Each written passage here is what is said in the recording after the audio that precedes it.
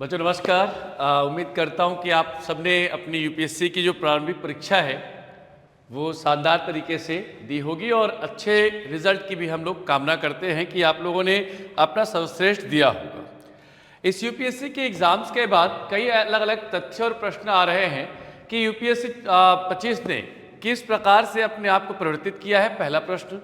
दूसरा प्रश्न उठ रहा है दिमाग में कि इस बार का पैटर्न जो है वो एस्टिमेटेड क्वेश्चन कितने रहे हैं और कंफर्म्ड क्वेश्चन कितने रहे हैं। तीसरा जो हमेशा की तरह जो विवाद उठता है कि अभी इसका पैटर्न जो है वो करेंट अफेयर बेस्ड हो रहा है कि मल्टीपल सब्जेक्ट के अलग अलग डायमेंशन को जोड़ने की कोशिश हो रही है।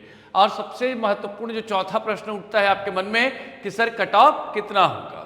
ठीक, तो इन्हीं 4-5 मुद्दों को लेकर आज पहुंचते हैं आपके सामने और देखते हैं कि यूपीएससी ने इस बार क्या कुछ नया किया है। सर्वप्रथम जो पहले हम चर्चा करेंगे कि इस बार जो सब्जेक्ट वाइज है, जो सब्जेक्ट हमने 8 भाग में अलग अलग डिवाइड किए हैं, तो 8 भागों में अगर देखें तो कितने ऐसे प्रश्न जो कंफर्म क्वेश्चन है पर्टिकुलर सब्जेक्ट से रिलेटेड और कितने ऐसे प्रश्न जो एस्टिमेटेड एडिशन के पार्ट में आएंगे।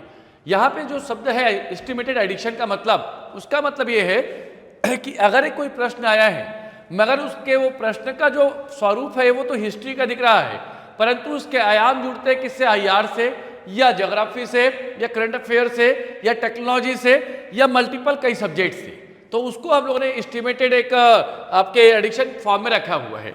सबसे पहले देखते हैं कि इस बार जो 8 सेक्शन बनाए हैं हमने उसमें से कितने कितने प्रश्न इस बार दिख रहे हैं आपको।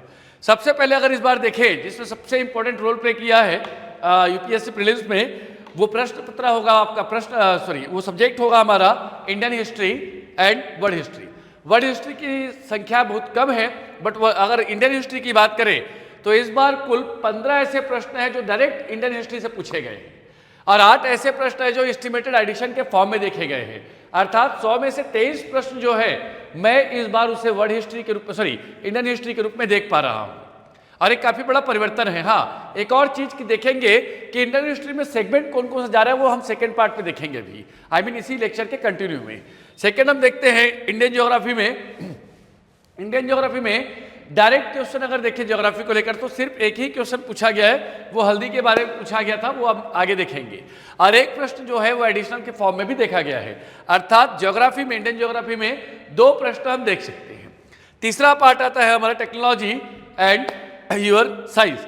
तो हम लोग जो टेक्नोलॉजी की बात करें तो 6 प्रश्न मुझे डायरेक्ट दिख रहे हैं जो टेक्नोलॉजी और साइंस से रिलेटेड है और 3 प्रश्न इसके एस्टिमेटेड फॉर्म में दिख रहे हैं। अर्थात इस बार साइंस एंड टेक्नोलॉजी ने 9 प्रश्न जो हैं अच्छे प्ले किए हैं। ठीक, उसके बाद वर्ल्ड ज्योग्राफी हिस्ट्री में, वर्ल्ड हिस्ट्री में इस बार कोई सच बहुत अलग क्वेश्चन नहीं थे। मैं 2 क्वेश्चन मानता हूँ वर्ल्ड हिस्ट्री में, हालांकि एक ही प्रश्न जो है डायरेक्ट वर्ल्ड हिस्ट्री से जुड़ता है, तो इसमें देखेंगे 2 प्रश्न हमें वर्ल्ड हिस्ट्री से दिख रहे हैं। पॉल साइंस में देखें इस बार, तो पॉल साइंस ने भी इस बार कोई नया नहीं किया है, हालांकि करेंट की चीजों को जोड़ने की कोशिश ज्यादा रही। कोर अगर इंडियन पॉलिटिक्स से देखा जाए, पॉलिटिक्स से देखा जाए इंक्लूडिंग द कॉन्स्टिट्यूशन, तो 6 प्रश्न जो है पॉलिटिक्स से दिख रहे हैं आपको और 3 इसके एस्टिमेटेड प्रश्न, अर्थात कुल लगभग 9 प्रश्न जो है पॉलिटिक्स से इस बार हम देख सकते हैं। इकोनॉमिक्स, करेंट अफेयर और वर्ल्ड ज्योग्राफी, ये तीनों ने इस बार अपने जबरदस्त आयाम के साथ इस बार अपनी प्रस्तुतिकरण दी है इस बार, और इस बार तीनों सेगमेंट जो है अपने आप में काफी खास रहा है। हिस्ट्री क्वेश्चन डायरेक्ट हो सकते हैं, पॉलिटिक्स क्वेश्चन डायरेक्ट हो सकते हैं, बट इकोनॉमिक्स के क्वेश्चन इस बार डेफिनेटली बच्चों को बाउंसर जैसा कुछ दिखा होगा। ठीक, अगर हम इकोनॉमी की बात करें, इकोनॉमी में लगभग 17 प्रश्न पूछे गए जिनमें 11 डायरेक्ट थे और 6 प्रश्न आपके एस्टिमेटेड थे। वैसे ही बात करें अगर हम लोग करेंट अफेयर पर, तो करेंट अफेयर में डायरेक्ट कोर करेंट अफेयर की संख्या जो है 11 थी। वैसे ही वर्ल्ड ज्योग्राफी में देखें तो वर्ल्ड ज्योग्राफी में कुल इस बार एस्टिमेटेड प्लस डायरेक्ट दोनों को जोड़ दिया जाए 17 प्रश्न आपको दिख रहे हैं। मतलब ये 3 सेक्शन इस बार 51 क्वेश्चन देकर गए हैं आपके इकोनॉमिक्स, करेंट अफेयर और वर्ल्ड ज्योग्राफी। अगर इसी में अगर हम हिस्ट्री को जोड़ दें हम, तो लगभग 74 क्वेश्चन जो है वो 4 सेगमेंट से कवर हो रहे हैं। ये अपने आप में बड़ा ताज्जुब है। और इस बार मैं फिर कह रहा हूं, आप प्री डिटरमाइंड कोई अजम्पशन मत बनाइए कि फला साल में ऐसा प्रश्न आया था तो इस बार भी ऐसा आएगा। यूपीएससी है, कोई सीजीपीएससी नहीं ना। तो सीजीपीएससी की बात भी करें आप, तो सीजीपीएससी बहुत अनसर्टेन कर चुका है, तो आप यूपीएससी की बात क्यों कर रहे हैं। इसमें एक टैगलाइन में और लिखा था कि 3 प्रश्न पिछले बार उन्होंने डिलीट किए, उस पर बात हम बाद में करेंगे कि आखिर कौन कौन से प्रश्न हैं जो कंट्रोवर्शियल इस बार भी मुझे दिख रहे हैं। ठीक, अब हम सब्जेक्ट वाइज देखते हैं कि इस बार के पूरे सब्जेक्ट में क्या क्या हमें नया दिखा है और कौन कौन से जो प्रश्न हैं जो इस बार फोकस का एरिया बना है। जैसे हम इंडियन हिस्ट्री की बात करें तो राजा राम मोहन राय की बात कही गई है, वहीं पर हम बात करें गंधर्व की बात कही गई है, एंशिएंट पीरियड में जो रिलीजियस कल्चर है उसकी बात कही गई है। ठीक है, उसके बाद अगर हम बात करें आपके इरिगेशन की बात कही गई है, ठीक, या आपके जो चरुआर जो रीजन है उसकी बात कही गई है। टोटल अगर हम देखें इसको, अगर इसमें और देखें नॉन कोऑपरेशन प्रोग्राम भी है, 2 क्वेश्चन तो नॉन कोऑपरेशन प्रोग्राम से दिख रहे हैं आपको। अगर इसको हम थोड़ा बांट के देखें जो वर्ल्ड हिस्ट्री के साथ में जोड़कर, तो Shri Vijaya south eastern Asia की बात भी की गई है इस बार प्रश्न पत्र में। अगर हम बात करें वैसे ही पॉल साइंस पे, तो पॉल साइंस में इस बार लोकपाल से लेकर प्रश्न पूछे गए हैं, गांधी अवार्ड से लेकर पूछे गए हैं, लोकल गवर्नेंस के प्रश्न इस बार दिखे हैं, इस बार स्पीकर के प्रश्न दिखे हैं, और तो और प्रेसिडेंट पावर। ठीक, इन सब नए नए प्रश्न जो हैं इस बार आपको देखने मिल रहे थे। नए तो नहीं कहूंगा, बेसिकली ट्रेडिशनल प्रश्न है, बट उसके जो तरीके हैं वो काफी अट्रैक्टिव रहे इस बार। मैं पहले एक बार गो थ्रू कराया था वो आपको पूरे, जैसे इंडियन ज्योग्राफी की बात करें तो टर्मरिक या हल्दी के बारे में इस बार पूछा गया है। वहीं पर हम बात करते हैं वर्ल्ड ज्योग्राफी के, वर्ल्ड ज्योग्राफी में इस बार टोटल 17 प्रश्न पूछे गए हैं, और ये मुझे लगता है कि पूरे दुनिया के अलग अलग सभी क्षेत्रों को जोड़ने की इनकी कोशिश हुई है। अगर हम बात करें वहीं पर टेक्नोलॉजी की बात करें, साइंस और टेक्नोलॉजी की बात करें, तो स्पेस एक्स की बात कही गई है इस बार। दूसरी बात अगर क्वेश्चन पूछा जाए तो आर्टिफिशियल रेनफॉल टेक्नोलॉजी की बात कही गई है, गगनयान स्पेस प्रोग्राम की बात कही गई है, गगन नेविगेशन की बात कही गई, कवच रेलवे सेफ्टी सिस्टम की बात कही गई है, और आर्टिफिशियल रेनफॉल। ऐसे कई तमाम अलग अलग प्रश्न भी इस बार देखने मिले हैं। हम करेंट की बात करें तो करेंट की डायमेंशन काफी अपने आप को बहुत ज्यादा वाइड कर चुका है। अब इसको एक जगह पे जोड़ पाना एकदम इम्पॉसिबल जैसा दिख रहा है। इसमें समिट भी है, इस पे याद रखेंगे आपके स्पोर्ट्स से रिलेटेड क्वेश्चन भी है। ठीक, अलग अलग हम बात करें तो गवर्नमेंट स्कीम्स भी इस पे दिख रही है। ठीक है, स्कीम्स के बात करें तो अवार्ड भी दिख रहे हैं आपको। ठीक, ओलंपियाड की बात कही गई है। ठीक, नीति आयोग की बात कही गई है, राष्ट्रीय गुरुकुल की बात कही गई है, गोकुल की बात कही गई है। ये तमाम जो नए प्रश्न जो आपके हाल फिलहाल के चीजों में दिखे गए, खासकर द हिंदू के आर्टिकल में अगर आप देखें इसे, तो आपको ये सारी करंट की चीजें आपको आसानी के साथ दिख जा रही हैं। इवन दो हिस्ट्री और ज्योग्राफी, वर्ल्ड ज्योग्राफी से जो क्वेश्चन भी आए हैं वो कहीं ना कहीं आपको याद रखेंगे, डेली न्यूज़पेपर पढ़ने की अगर हैबिट है आपकी, तो आपके लिए डेफिनेटली वो आपके लिए एक अच्छा आयाम हो सकता है। ठीक, इसके बाद हम बात करें इकोनॉमिक्स पर, तो इकोनॉमिक्स पे क्वेश्चन जो है इस बार काफी वर्सटाइल और काफी खूबसूरत क्वेश्चन थे। इन डेप्थ नॉलेज इस बार के लिए कंपलसरी कहा गया है इकोनॉमिक्स को लेकर। जैसे याद रखेंगे अगर हम बात करें तो बैंकिंग पॉलिसी की बात कही गई है, सस्टेनेबिलिटी की बात कही गई इस बार, capital receipt, fiscal policies, stock market, RBI, bond. ठीक है, या हम बात करें आपके business responsibility and sustainability reporting की बात करें, ठीक, सर्कुलर इकोनॉमी की बात करें, बजट डेफिसिट की बात करें, या बेनिफिट कैपिटल रिसिप्ट की बात करें, ऐसे तमाम 17 प्रश्न इस बार इकोनॉमिक्स से हमें दिख रहे हैं।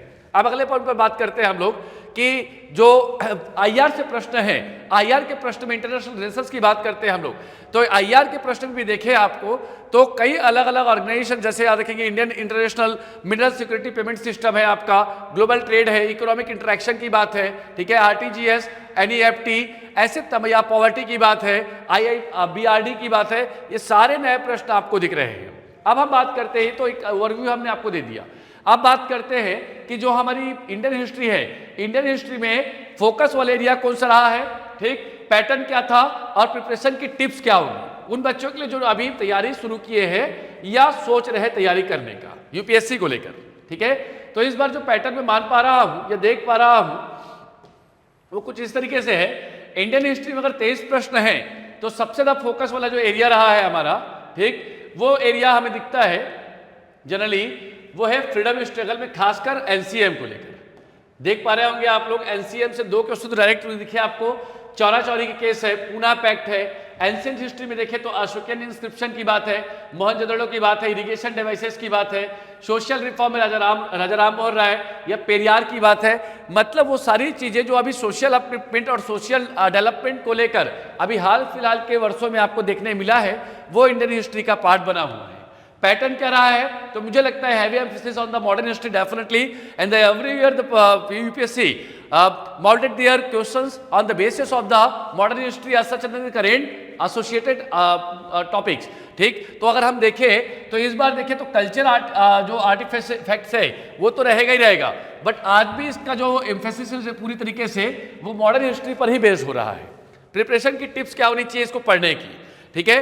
तो मुझे लगता है कि अब आपको पढ़ने के लिए कि एक पर्टिकुलर टॉपिक को पढ़ लिए काफ़ी नहीं होगा। अब आपको याद रखेंगे पर्टिकुलर लीडर्स को, पर्टिकुलर जो इंसिडेंट्स थे उसके ऑब्जर्वेशंस को, उसके फ्यूचर पर्सपेक्टिव को, और हाल फिलहाल में याद रखेंगे पार्लियामेंट में हो या पार्लियामेंट के बाहर हो, ठीक है, जो विवाद के विषय उठे हैं, चाहे वो स्वराज की बात हो, चाहे एनसीए में तिलक के रोल की बात हो, या ऐसे कई तमाम प्रश्न हैं, उसको भी जोड़ने की कोशिश कीजिएगा। अर्थात अब एक सिंगल पॉइंट पढ़ लेने से, याद रखेंगे एक पर्टिकुलर बुक पढ़ लेने से आपकी तैयारी हो जाए कहना लगभग गलत होगा। तो हिस्ट्री के लिए बड़ा सिंपल सा है कि कुछ टिप्स आपको याद रखने हैं कि आपको क्या करेंगे, एक कोरिलेटेड टॉपिक्स को पढ़ने की कोशिश कीजिएगा, ठीक है। अब इसके बाद अगर हम बात करें अगले पॉइंट पर, तो ये क्या क्या प्रश्न इस बार पूछे गए हैं, तो एक जो क्वेश्चन नंबर 11 राजा राम मोहन राय से रिलेटेड था। क्वेश्चन नंबर 12 में सेट ए की बात कर रहा हूं।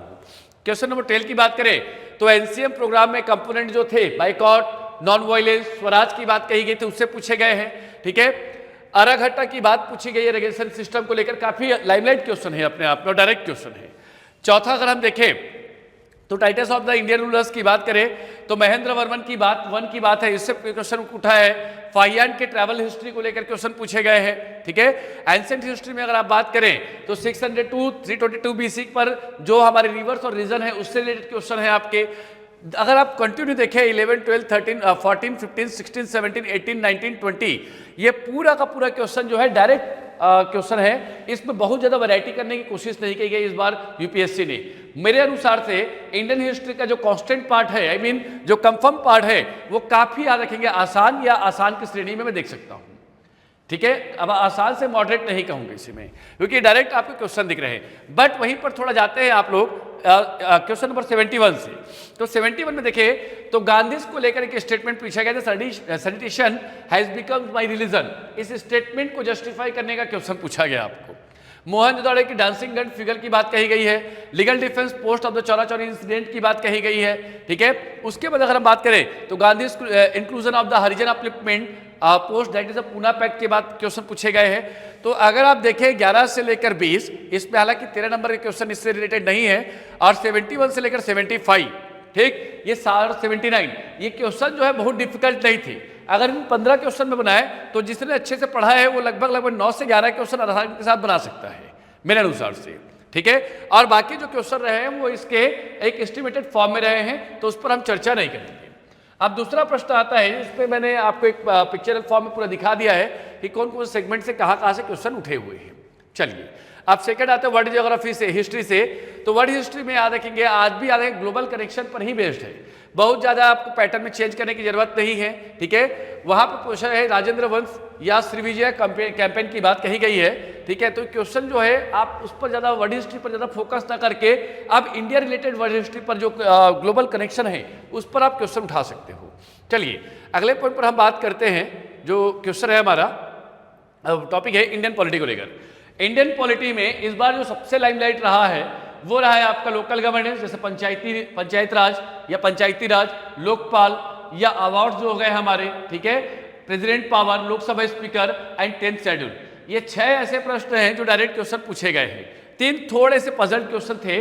अब इसका पैटर्न क्या होगा और क्या हमको आगे की रणनीति इस पे पॉलिटी में करनी चाहिए, तो बहुत सिंपल सा है। अगर आप बात करें तो आज भी पॉलिटी को एक बैलेंस्ड या एक संतुलित अवस्था में आप तैयारी कीजिए। बहुत ज़्यादा याद रखेंगे आपाधापी में दौड़ने की जरूरत नहीं है। पॉलिटी आज भी इतना ही डिमांड करता है जितनी की याद रखेंगे आपको जरूरत है, ठीक है। क्वेश्चन को या बुक या नोट्स पर ही डिपेंडेंट मत रहिए, थोड़े से उसको याद रखेंगे।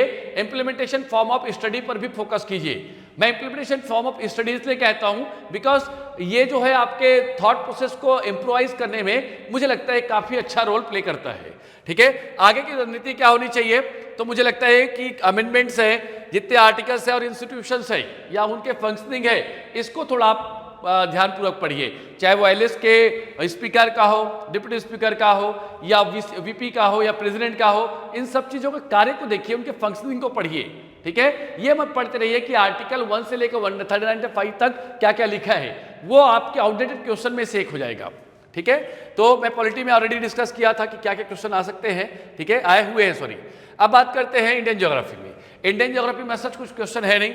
एक क्वेश्चन पूछा गया सिर्फ और सिर्फ हल्दी को लेकर, ठीक है। ये देखेंगे अगर question number 24 turmeric production varieties and the state in the India से रिलेटेड क्वेश्चन है। हालांकि उसका कोई महत्वपूर्ण नहीं, मुझे लगता है कि ये कोई अलग से सेगमेंट को याद करने की जरूरत नहीं है, बट ये विचारणीय है कि इस बार इंडियन हिस्ट्री को पूरी तरीके से शून्य कर दिया गया है और वर्ल्ड हिस्ट्री पर पूरा क्वेश्चन जो है बेस्ड हो जा रहा है। ये अपने आप में काफी खूबसूरत बातें हैं। चलिए ठीक, अब आते हैं हम वर्ल्ड ज्योग्राफी पर। वर्ल्ड ज्योग्राफी में देखें तो खासकर continental drift, isotherms, rock permeability, ठीक है, जिसे हम लोग फिजिकल ज्योग्राफी का पार्ट मानते हैं। और दूसरी बात country specific geography, just like ना related to the international relations and the organization including the NATO members, ठीक है, and different time zones, resources etcetera. मतलब ये अब अपनी वैरायटी को 360 डिग्री घुमाने की कोशिश कर रहा है। एक स्पेसिफिक पॉइंट ऑफ व्यू पर अपने क्वेश्चन को बेस्ड नहीं करना चाह रहा है यूपीएससी, जो ट्रेडिशन में हम हमेशा देखते आए हैं, ठीक है।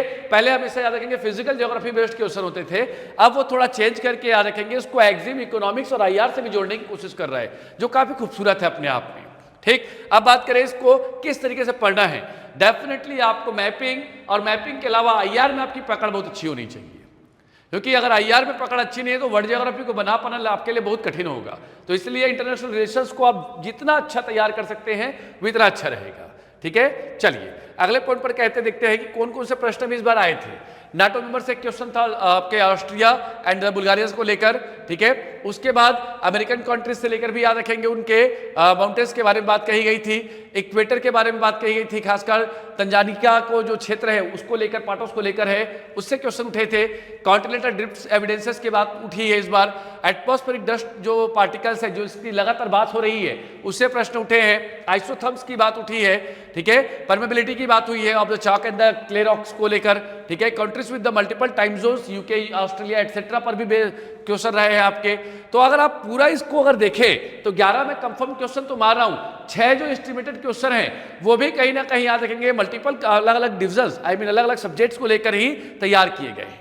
अब बात करते हैं हम लोग अगले टॉपिक पर, और वो है साइंस एंड टेक्नोलॉजी। सबसे पसंदीदा और सबसे शानदार जो सेगमेंट होता है वो साइंस एंड टेक्नोलॉजी का होता है, ठीक। इस बार सबसे खूबसूरत क्वेश्चन में से उसने स्पेस डेक्स को पूछा, गगनयान को पूछा, आर्टिफिशियल रेनफॉल को पूछा, गगन नेविगेशन सिस्टम को पूछा उन्होंने, रेलवे टेक्नोलॉजी कवच को लेकर पूछा। ये सारे प्रश्न जो है आपके द हिंदू के आर्टिकल्स में इजिली अवेलेबल है।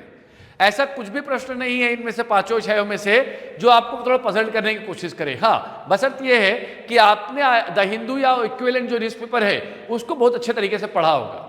क्लियर है। चलिए, तो टेक्नोलॉजी का जो 6 क्वेश्चन है, मैं इन 6 क्वेश्चन को काफी आसान और कह सकता हूं करेंट रिलेटेड एक बैलेंस्ड क्वेश्चन के रूप में मैं देख सकता हूं, ठीक है। बहुत आसान तो नहीं कहेंगे, बट ये बैलेंस्ड आंसर कहेंगे, क्वेश्चन कहेंगे तो ज्यादा अच्छा रहेगा, ठीक। अब प्रिपरेशन क्या है, तो मेरे अनुसार से टेक्नोलॉजिकल जो advancement and their applications related जितने टॉपिक्स हैं इंक्लूडिंग ये सब मिलेंगे आपको कहाँ पर, द हिंदू के न्यूज़पेपर में। पीआईबी के साइट से यूज कीजिए आप लोग, ठीक है। अगर हिंदी मीडियम के बच्चे होंगे तो विज्ञान को देखिए आप, एक बुक आती है गवर्नमेंट ऑफ इंडिया की, विज्ञान है, योजना कुरुक्षेत्र है। इन सब चीजों को थोड़ा आप देखते चलिए, टेक्नोलॉजी का पार्ट आपके लिए बहुत कठिन नहीं होगा। चलिए अगले पॉइंट पर कहते हैं कि जो क्वेश्चन है वो क्या है, वो ऑलरेडी मैंने आपको काफी कुछ इसमें बता दिया है। नेक्स्ट हम बात करते हैं यहां पर अगले टॉपिक पर, ठीक है, वो है आपके करंट अफेयर को लेकर। करंट अफेयर में गवर्नमेंट स्कीम्स को लेकर, खासकर जो करंट रिलेटेड और टेक्नोलॉजी और इनोवेशन बेस्ड है उसको लेकर इस बार प्रश्न ने अपने आप में बहुत खूबसूरती दिखाई है। इसलिए मैं ऐसा कह रहा हूं क्योंकि राष्ट्रीय गोकुल मिशन को पूछना, ठीक है, सूर्यघर योजना को पूछना, ठीक है, ब्रिक्स के सम्मेलन को पूछना, एआई एक्शन प्लान को पूछना, खो खो और चेस ओलंपियाड को लेकर प्रश्न उठना, ये इस बात को इंडिकेट कर रहे हैं कि आपको 360 डिग्री करेंट अफेयर पर तो आपको बेस होना ही है। और करेंट अफेयर का मतलब नहीं कि उसको आरएनडी कर रहे हैं कि उसकी हिस्ट्री क्या थी, उसकी ज्योग्राफी क्या था, आज 2025 में तो 2005 में क्या था, 2015 में क्या था, 1995 में क्या था। आजकल डिकेडल फॉर्म ऑफ आंसर जो है आजकल ट्रेंड में आ गया है कि जो 2014 में आया था वो 24 में वैसे रिलेटेड क्वेश्चन आएगा। देखिए ये आप प्रिडिक्ट जो कर रहे हैं या प्रिडिक्शन लगाने की कोशिश कर रहे हैं यूपीएससी, बहुत सारे अलग अलग लोग जो हैं, ठीक है। तो मुझे लगता है कि आप प्रिडिक्शन लेकर याद रखें, बच्चों को भ्रमित मत कीजिए, क्योंकि बच्चों को याद रखेंगे, अगर आप प्रिडिक्ट करेंगे और क्वेश्चन कुछ अलग नहीं आ रहा है तो उसका प्रिडिक्शन के समय याद रखेंगे, जब वो देखने की कोशिश करेगा तो वो क्वेश्चन नहीं मिलेगा उसको, डेफिनेटली उसका मोरल वहां पे डाउन होगा। उस चीज का ध्यान रखिए। आप लोग 3 साल के 3 अलग अलग क्वेश्चन निकाल लिए हैं और देख रहे हैं कि सीडीएस से क्वेश्चन पूरे उठा के डाल रहे हैं। अरे भाई पीएससी यूपीएससी है, ये वो आपके अनुसार से नहीं चलेगा। ठीक है, अब बात करते हैं इसमें हम लोग इसको आपको कैसे पढ़ना है। स्वाभाविक सी बात है, 1-2 साल का करेंट पढ़िए, बहुत ज्यादा पढ़ने की जरूरत नहीं है आपको। ठीक है, अब नेक्स्ट पॉइंट आता है कि क्वेश्चन क्या क्या उठे इस बार। जैसे 15 फिनांस कमीशन के रिकमेंडेशन को लेकर क्वेश्चन उठे हमारे सर, राष्ट्रीय गोकुल मिशन को लेकर पूछा है, UPI interaction of the merchant payment को लेकर पूछा है question, nature restriction law of by EU के क्वेश्चन है, आई मीन इंटरनेशनल रिलेशन से रिलेटेड क्वेश्चन है, बिम्स्टेक को लेकर क्वेश्चन पूछे गए हैं, एआई एक्शन प्लान को लेकर है, इंटरनेशनल जो ईयर ऑफ पीस है उसको पूछा गया है, 16 ब्रिक्स समिट जो हुए काजान में उसको लेकर क्वेश्चन पूछा गया, first kho kho world cup है उसके बारे में पूछा गया है, चेस ओलंपियाड जो है उसको लेकर पूछा गया है। तो क्वेश्चन ऐसा नहीं कि बहुत ज्यादा आपको नया चीज कर दिया है कि आप जो है उस पर सोच नहीं पा रहे हैं। ये बेसिक करंट अफेयर की चीजें हैं, उसको आप आसानी के साथ सॉल्व कर सकते हैं। सबसे जो इस बार चैलेंजिंग और सबसे खूबसूरत जो सेक्शन रहा है वो इकोनॉमिक्स का रहा है। और इकोनॉमिक्स का मैं क्यों कह रहा हूं इस बार, क्योंकि इस बार के क्वेश्चन में देखें तो हर क्वेश्चन के असर्शन, स्टेटमेंट, उनके ऑप्शन इतने पजल रहे हैं कि बच्चा याद रखेंगे 17 में से अगर 7 क्वेश्चन भी अगर सही कर रहे हैं तो मेरे अकॉर्डिंग याद रखेंगे वो काफी शानदार होगा। तो ये मान के चलिए कोई ना कोई तो ऐसा सेगमेंट होगा जो अपने आप को एक्सट्रीम लेवल पे ले जाएगा। जैसे इस बार वर्ल्ड ज्योग्राफी ने ले गया, आईआर हो गया। ठीक है, आईआर तो नहीं बोलूंगा मैं, आईआर बहुत ज्यादा कठिन नहीं था। सेकंड जैसे हम बात करते हैं कहां पर आपके इकोनॉमिक्स की, तो ये जो सेगमेंट है वो काफी डिफरेंट रहा है इस बार और काफी पजल्ड होने के साथ साथ वो उस मैच्योरिटी को चाहता है आपसे जो याद रखेंगे यूपीएससी में हमेशा अपनी प्रथाएं को बना के रखा था। तो यहां पे बात करते हैं कि focus area of the economics वो क्या क्या होंगी। First one, financial system of the RBI, their bonds, the stock market, fiscal policies including deficit, capital receipts and the sustainability like na circular economical, NBR-SR। इतने जो प्रश्न हैं और इसके प्रश्न के अंदर के ऑप्शन जो है वो काफी खूबसूरत है। टॉपिक तो बहुत कॉमन दिख रहा है आपको, बट टॉपिक के अंदर की जो व्यवस्थाएं बनी है वो अपने आप में काफी खूबसूरत और काफी शानदार रही है, तो उसको लेकर आप प्रश्न उठा सकते हैं। अगले पॉइंट पर आते हैं, इसका पैटर्न कैसा होना चाहिए। तो देखिए गवर्नमेंट इकोनॉमिकल पॉलिसीज पर आप बेस्ड रहिए, है ना। दूसरी बात जो हमारे इकोनॉमिक के जितने रिपोर्ट्स हैं, पीआईबी के नोट्स है, इस पर आप बेस्ड रहिए। ठीक है, स्टैटिक बुक रमेश सिंह या बाकी कोई लालन लाल पढ़ने से अब इकोनॉमिक्स नहीं निकलेगा, बहुत क्लियर हो चुका है। आपको इकोनॉमिक्स इवन तो यूपीएससी के एग्जाम निकालने के, प्रीलिम्स निकालने के लिए आपको स्टैटिक बुक से बाहर निकलना पड़ेगा। ठीक है, इस बार देख लेते हैं क्या क्या प्रश्न उठे हैं। तो अगर हम पहले क्वेश्चन की बात करें, क्वेश्चन नंबर 1 की बात करें तो अल्टरनेटिव इन्वेस्टमेंट फंड्स की बात कही गई है, हेज फंड, बॉन्ड, इस पर रिलेटेड नए क्वेश्चन है। हेज फंड का पूछना अपने आप में काफी खूबसूरत बात है। ठीक है, RBI sources of the income, वहां से क्वेश्चन उठे हैं। गवर्नमेंट ऑर्गेनाइजेशंस है जैसे ईडी है, रेवेन्यू इंटेलिजेंस है, इन सब चीजों पर आपके क्वेश्चन इस बार उठे हैं। Business responsibility and the sustainable responsibility that is called the BRSR, उससे इस बार प्रश्न उठे हैं आपके। Tax exemption for the agriculture activities and the rural land, इससे नया एक प्रश्न है, हालांकि काफी विवाद और चर्चा का विषय भी है ये। ठीक है, bond holders and the stock stock holders से रिलेटेड क्वेश्चन पूछे गए हैं। इक्विटी से अगर क्वेश्चन पूछा गया खासकर ट्रेडिंग एंड स्टॉक मार्केट को लेकर। ठीक है, capital receipts and the government liabilities को लेकर क्वेश्चन पूछे गए हैं। ग्रॉस प्राइमरी डेफिसिट और कैलकुलेशन पर क्वेश्चन उठाए। जो है ग्रॉस प्राइमरी डेफिसिट क्वेश्चन है वो 2 बार लगभग रिपीट हुआ है अगर आप देखेंगे अच्छे से तो। ठीक है, वो डायरेक्ट और इनडायरेक्ट देखेंगे तो एक प्रश्न में 2 प्रश्न आपको दिख जाएंगे, अगर आपके एक सही हुए होंगे तो दोनों प्रश्न आपके सही हो गए होंगे। ठीक है, तो अगर इसमें देखें की कंसेप्ट पर देखें तो सारी चीजें आपको दिख जाएंगी यहाँ पर जो हम लोगों ने लाने की कोशिश की है। अब बात करते हैं इंटरनेशनल रिलेशंस पर कि आईआर से कितने प्रश्न उठे हैं। आईआर से इस बार मैं देख रहा हूँ 3 प्रश्न आईआर के स्टैटिक पार्ट से, that is called the your conceptual and the confirm section, and 3-1 belongs to your estimated section. ठीक है, अब इसमें से देखें तो आईबीआरडी का पूछना अपने आप में खूबसूरत है। ठीक है, खासकर मिनरल सिक्योरिटी पार्टनरशिप है, पेमेंट सिस्टम आरटीजीएस, एनईएफटी है। एनईएफटी आरटीजीएस तो इकोनॉमिक्स में आप जोड़ सकते हैं इसको, नो डाउट। ठीक है, बट ये अगर देखिए आप लोग मिनरल सिक्योरिटी पार्टनरशिप और आईबीआरडी, ये दोनों को देखना अपने आप में काफी खूबसूरत था और कहीं ना कहीं संतोषजनक भी था। ठीक है, 3 प्रश्न जो थोड़े से याद रखेंगे एस्टिमेटेड फॉर्म से थोड़े बाहर गए। ठीक है, तो अगर हम देखें पैटर्न को तो मुझे लगता है moderate focus on the Indian global economics and the strategic partnership, अब प्रिपरेशन क्या है, तो प्रिपरेशन का मैं हमेशा तरीका कहता हूं कि आईआर को आप इतना स्ट्रांग कर लो, हर एक उसकी ट्रीटी, एग्रीमेंट्स, बायलैटरल ट्रीटी, उसके डायस्पोरा, ठीक है, वो जितनी चीजें उसको आप लगातार अपडेट रहिए, आपको बहुत आसान हो जाएगा, क्योंकि वो सारी चीजें आपको अपने जो कौन कोर सब्जेक्ट है, कोर सब्जेक्ट में आपको जुड़ते हुए दिखेगा। ठीक है, चलिए अब देखिए इस बार क्वेश्चन देखें हम लोग, तो डायरेक्ट क्वेश्चन वही है जो मैं आपको थोड़ी देर पहले चर्चा कर रहा था। ठीक है, अब इस पूरे क्वेश्चन को देखें तो टोटल ये 100 नहीं हो रहा है, 102 हो रहा है, अरे 37 हो रहा है। मैं इस पर बात में करूंगा क्योंकि कुछ ऐसे प्रश्न भी हम मानते हैं कि जो प्रश्न को मैंने ज्योग्राफी में भी लिया है और उसी को आईआर में भी लिया है, वर्ल्ड ज्योग्राफी में भी और आईआर में भी, तो इसको अगर जोड़ते हैं तो 102 के आसपास होता है, 102 के आसपास। ठीक है, इसको एक अज्यूम्ड वैल्यू पर हम लोगों ने बांटा है। तो अगर इंडियन हिस्ट्री की बात करें तो इंडियन हिस्ट्री से इस बार कंफर्म क्वेश्चन 15 थे और एस्टिमेटेड एडिशनल क्वेश्चन 8 थे। वही बात करें वर्ल्ड हिस्ट्री से तो क्वेश्चन नंबर 16 जो है डायरेक्ट कंफर्म क्वेश्चन है, किसको लेकर, आपके वर्ल्ड हिस्ट्री को लेकर, एक क्वेश्चन एस्टिमेटेड एडिशन के फॉर्म में है। इंडियन पॉलिटी की बात करें 6 क्वेश्चन, क्वेश्चन नंबर 86, 87, 88, 91, 93 एंड 98 वो डायरेक्ट कंफर्म क्वेश्चन है पॉल साइंस को लेकर, और 3 क्वेश्चन जो है वो कहीं ना कहीं एस्टिमेटेड एडिशन के फॉर्म में दिख रहे हैं। इंडियन ज्योग्राफी में कोई इस बार नया रंगत नहीं है, एक क्वेश्चन, क्वेश्चन नंबर 24 बस मुझे डायरेक्ट क्वेश्चन दिख रहा है इंडियन ज्योग्राफी से। वर्ल्ड ज्योग्राफी की बात करें, ये इस बार काफी जबरदस्त रोल प्ले किया है, क्वेश्चन नंबर 21 से लेकर 25, बीच में 24 को छोड़ दे, 26, 27, 28, 76, 76, 7, 80 and 81, that is a 11 question belongs to the world geography, and the world geography portion is a completely dedicated to your IR and the economical zone, and that is it is a club of the different subjects। तो ये world geography में आप ये मत सोचिएगा कि मैं सिर्फ और सिर्फ फिजिकल वर्ल्ड ज्योग्राफी पढ़ के जाऊं, नो, वहां पे आप फंस जाएंगे। ठीक है, साइंस टेक्नोलॉजी की बात करें तो question number 21, 81, 82, 83, 84 and 94, that is 6, ये डायरेक्ट बिलोंग कर रहे हैं confirm question science and technology से। कोर साइंस के सब्जेक्ट खत्म हो चुके हैं, टेक्नोलॉजी अब बढ़ चुका है करंट अफेयर बेस्ड पर। ठीक है, एस्टिमेटेड एडिशन की बात करें साइंस एंड टेक्नोलॉजी में तो लगभग 3 प्रश्न मैं मान सकता हूं। करंट अफेयर की बात करें तो 11 क्वेश्चन करंट अफेयर है, जो अपने आप में काफी खासियत कर दिखता है।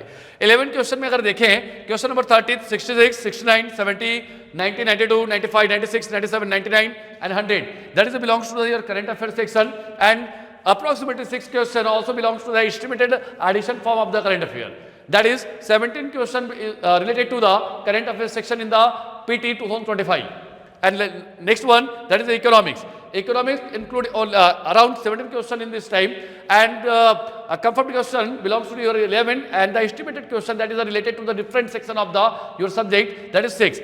तो इस बार अगर देखें आईआर में भी देखें लास्ट में, तो आईआर में 3 क्वेश्चन डायरेक्ट थे और 3 क्वेश्चन आपके एस्टिमेटेड है। ओवरऑल अगर देखें इस प्रश्न पत्र को, तो प्रश्न पत्र को लेकर मैं बहुत संतुष्ट भी हूं और हर्ष का विषय भी मेरे लिए होगा। कारण क्या है कि इस बार बिल्कुल कस्टमरी जो क्वेश्चन होते हैं हमारे ट्रेडिशनल, उससे दूर किया गया है। हिस्ट्री के क्वेश्चन डायरेक्ट थे, पॉल साइंस के क्वेश्चन डायरेक्ट थे, बट वर्ल्ड ज्योग्राफी, आईआर के क्वेश्चन में नया कुछ था नहीं, करेंट अफेयर। ठीक है, ये मुझे सेगमेंट काफी खूबसूरत लगा, यह खासकर इकोनॉमिक्स। तो अगर हम बात करें world geography, current affair, economics and IR, इन सबको चारों को जोड़े तो 57 क्वेश्चन के, आई थिंक 57 क्वेश्चन मुझे इन 4 सेक्शन से दिखता है, और इनमें से हिस्ट्री को अगर जोड़ दिया जाए तो अप्रोक्सीमेटली 70, आई थिंक 79 क्वेश्चन जो है इस बार इन 5 सेक्शन से दिख रहे हैं आपको। तो अब ये मान के चलिए कि आपको 100 में 90 या 95 अटेम्प्ट नहीं करना है। स्ट्रैटेजी बड़ी क्लियर है कि आप लोग को याद रखेंगे कम से कम 35 to 45 कंफर्म क्वेश्चन बनाने हैं आपको, जो 100% सही है आपके लिए। जैसे हिस्ट्री के क्वेश्चन थे इस बार, पॉल साइंस के क्वेश्चन थे, इकोनॉमिक्स से 3-4 क्वेश्चन थे, करेंट अफेयर और आईआर के क्वेश्चन थे। तो ऐसे कम से कम याद रखेंगे आप 35 to 45 कंफर्म क्वेश्चन बनाइए और अटेम्प्ट कीजिए 30 क्वेश्चन। और 30 क्वेश्चन वो होंगे जो एलिमिनेशन मेथड, कंसेप्चुअल और अलग अलग जो आप चूज एन ऑप्शन है उस पर आप ऑप्ट कर सकते हैं। तो लगभग मान के चलिए 75 अटेम्प्ट इस बार के लिए अच्छा अटेम्प्ट मैं मान सकता हूं। ठीक है, मैक्स टू मैक्स रीच करना था इस बार क्वेश्चन में आपको 85 से ऊपर रीच करने का ये क्वेश्चन नहीं था इस बार। ठीक है, तो मुझे लगता है 75 to 85 जिस बच्चों ने अटेम्प्ट किया है उनके क्वेश्चन, नंबर ऑफ क्वेश्चंस की बात कर रहा हूं, अच्छे होंगे। बट कट ऑफ की बात करें तो कट ऑफ मेरे अनुसार से 87 से लेकर 92 तक जाने की संभावनाएं हैं मेरे अकॉर्डिंग। ठीक है, सेफ जोन 92 हो सकता है और मीन जोन में मेरा मानना है 87 होगा। It will be very from the +-2 that is definitely, but मेरा एक अज्यूम्ड आंकड़ा जो दिखता है इस पूरे पेपर को एनालिसिस करने के बाद, वो 87 से लेकर 92 के नंबर्स तक इस बार सेफ जोन माना जा सकता है। तो जिन बच्चों के 90 के आसपास मार्क्स आ रहे हैं वो डेफिनेटली अपनी तैयारी स्टार्ट कर सकते हैं। हाँ, सीसैट थोड़ा पजल था इस बार, तो सीसैट के कारण से हो सकता है, जैसे आरसी के क्वेश्चन जो इस बार आए थे वो डेफिनेटली अपने आप में काफी पजल थे, उसके मॉडल आंसर भी अगर हम निकाल भी रहे हैं तब भी उसमें आ रहे काफी वेरिएशन आ रहा है, तो इसलिए सीसैट भी एक बड़ा रोल प्ले इस बार रखेगा। तो थोड़ा इसको समझिएगा, सीसैट अगर आपका क्लियर हो रहा है और खासकर आपके जीएस में आपके 90 के आसपास आपके मार्क्स हैं, तो उनको definitely prepare for the your mains examination, और उसमें अपनी तैयारी अब लगभग शुरू कर दीजिए। ठीक है, तो ओवरऑल एनालिसिस मुझे लगता है कि आपने काफी कुछ सुना होगा, सीखा होगा, और एनालिसिस के बाद ये समझ आ गया होगा कि यूपीएससी की डिमांड आखिर क्या है। अब मैं आता हूं सेकंड पार्ट पर, क्या यूपीएससी भी सीजीपीएससी को फॉलो कर रहा है क्या? ठीक है, तो मैं इसलिए ऐसा कह रहा हूं, क्वेश्चन की बात नहीं कर रहा हूं, मैं फिर से कह रहा हूं आपको, क्योंकि 3 क्वेश्चन डिलीट किए गए, 2 क्वेश्चन पिछले बार के कंट्रोवर्शियल थे, इस बार भी कंट्रोवर्शियल है कुछ क्वेश्चन में। ठीक है, 5 क्वेश्चन को आप गड़बड़ कर रहे हैं, तो ये मेरा प्रश्न फिर यही है कि इतनी बड़ी संघ लोक सेवा आयोग के पास इतने मेंबर नहीं है क्या? वो 95 में से 95 क्वेश्चन सही बना रही है और 5 क्वेश्चन को उसको 2 क्वेश्चन को गलत लेना पड़ रहा है और 3 क्वेश्चन को डिलीट करना पड़ रहा है। It's a humble request to all the dignities and your scholars कि आप लोग कम से कम प्रश्न पत्र को सब परफेक्ट बनाइए, एक भी सिंगल त्रुटि नहीं होनी चाहिए। आप भले उसके लिए स्क्रीनिंग कमेटी की 5, 10, 15 बैठकें रख लीजिए, परंतु बच्चों के साथ 3 क्वेश्चन को डिलीट करना यह कोई न्यायपूर्ण तर्कसंगत विचार नहीं हो सकता। इस बात को दोनों पीसीएस को समझना चाहिए। हम सीजीपीएससी की बात तो कर ही नहीं रहे हैं, ये तो अपने सारे रिकॉर्ड तोड़ चुका है डिलीट करने और गलत क्वेश्चन लेने में। ठीक है, कम से कम यूपीएससी से हम यह आग्रह करते हैं और आशा करते हैं कि ये अपनी मर्यादा को वैसी बरकरार रखी आएगी जिस तरीके से सरदार वल्लभ भाई पटेल ने इसकी नींव रखी थी।